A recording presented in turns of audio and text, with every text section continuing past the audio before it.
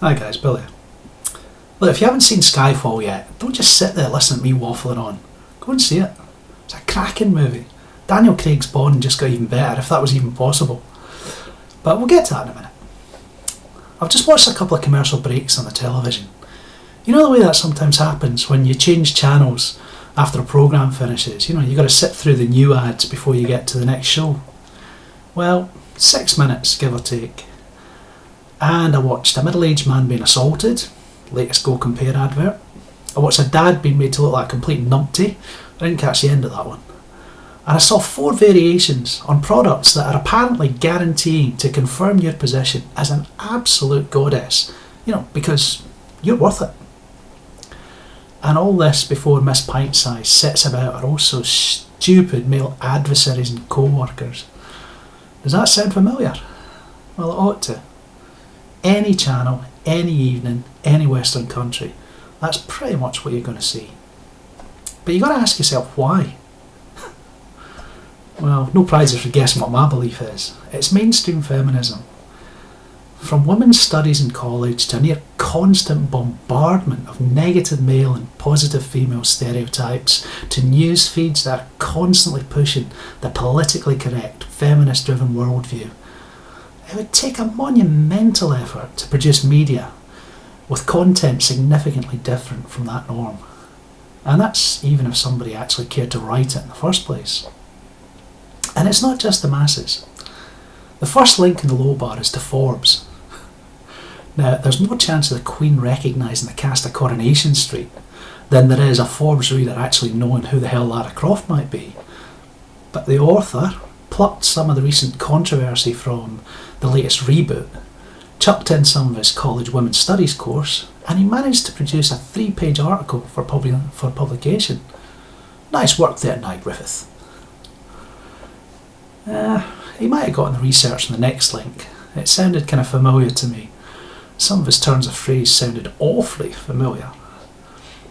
But I reckon it's the third link you really want to concentrate on. It's a feminist take on the latest Bond movie. Now, it's written by Alyssa Rosenberg, and it's not what she says, it's what she doesn't say. Her unspoken assumption throughout the whole article is that men, even James Bond, are completely and utterly disposable.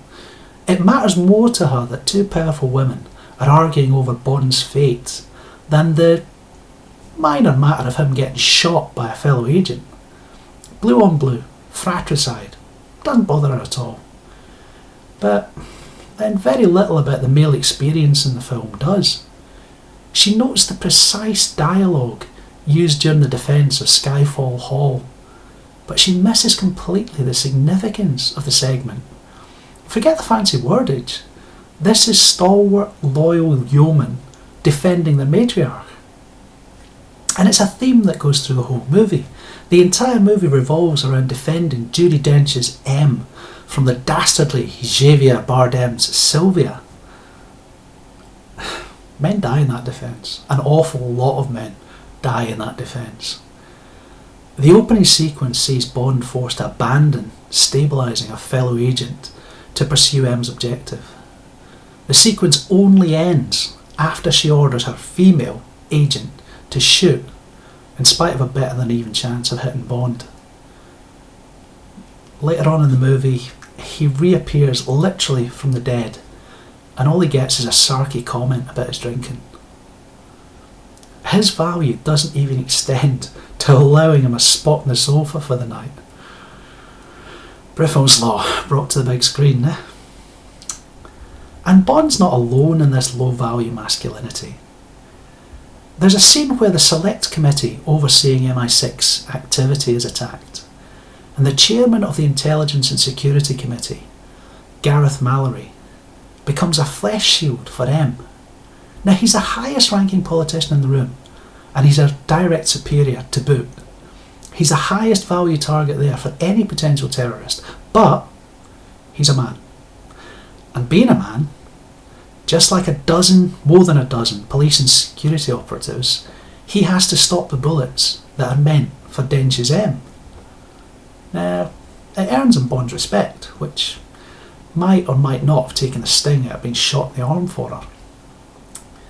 But it's not just the disposability of the men in the film that deserves comment. In every scene, the British women are in control. They choose whether men live or die, they decide what the men should do, and they sacrifice men like pawns on a chessboard. Even Bond's legendary heterosexual sexual power is tamed in this movie. Moneypenny's completely immune to his advances in one scene, and in another one he sat down, strapped to a chair and left at the tender mercies of a bigger, stronger and overtly homosexual male. I'm not sure whether the film's a feminist construct, Bond finally getting his comeuppance for all those seductions down the years, or whether it's the inevitable result of half a century of negative cultural conditioning on the all-male scriptwriters. It's possible that it might even be quite an insightful and depressingly accurate commentary on how our modern world works. What I am crystal clear about is a complete invisibility of the nature and the value of males and masculinity to feminist commentators like Rosenberg. A female character called Sévérine is introduced as Bond's contact en route to the villain. Now, he knows she's been involved in the sex trade. She's been a slave from a very young age, so Bond preys on her vulnerability. Later on, he's presented with an opportunity to spare her, maybe only temporarily, but he sacrifices her quite callously. He feigns a weakness in his shooting arm and uses her death as a distraction to initiate a really vicious close-quarters gunfight and capture Silva. Now, Rosenberg notices her disposability. Oh, the irony. But she completely fails to appreciate her agency. Sévérine enlists Bond as her weapon to kill Silva. She understands that she's almost certainly going to die, but her revenge, possibly from the grave, is worth the price to her. Now, I might be being unkind, but Rosenberg, it seems to me, is treating one of the film's most interesting characters as a damsel, not the strong, independent and incredibly courageous creation that the scriptwriters are gifted as.